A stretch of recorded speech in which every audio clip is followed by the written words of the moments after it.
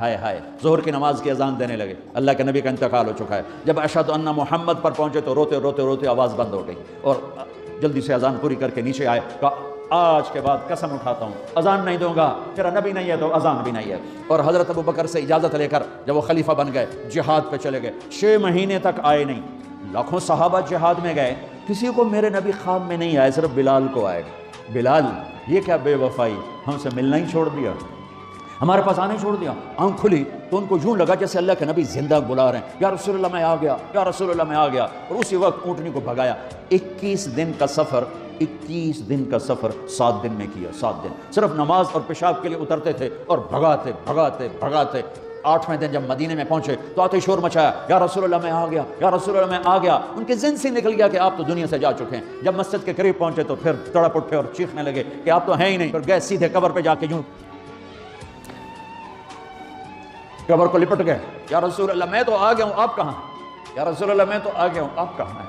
یا رسول اللہ میں تو آ گیا ہوں، آپ کہاں ہیں؟ بے قراری میں روئے جا رہے ہیں، میں تو آ گیا ہوں، آپ کہاں ہیں؟ میں تو آ گیا ہوں، آپ کہاں ہیں؟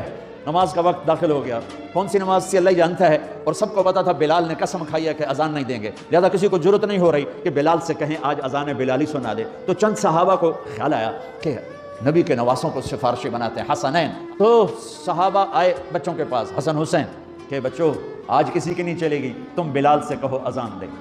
تو یہ دونوں ننھے منھے بھائی، حسن 7 سال کے، حسین 6 سال کے، 10 مہینے کا فرق تھا دونوں بھائیوں۔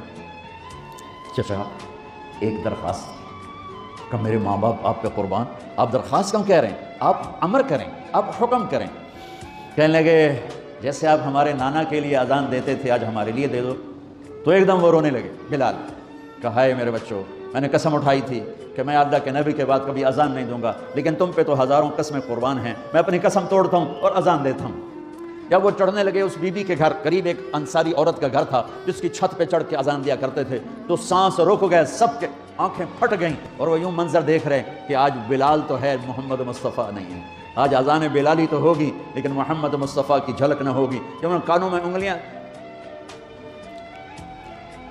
جب انہوں نے اللہ اکبر کہا تو مدینے میں گھر گھر ماتم بچھ گیا، عورتیں بھی چیختی ہوئی گھروں سے باہر نکل آئیں، سارے مدینے کی گلیوں میں چیخ و پکار مچ گئی، اور یوں سب کو لگا جیسے محمد مصطفیٰ زندہ ہیں اور ان کا زمانہ ہے، لیکن آپ تو جا چکے تھے۔ یہ بلال کو جو رتبہ میرے رب نے دیا، یہ غلامی مصطفیٰ کی وجہ سے دیا ہے۔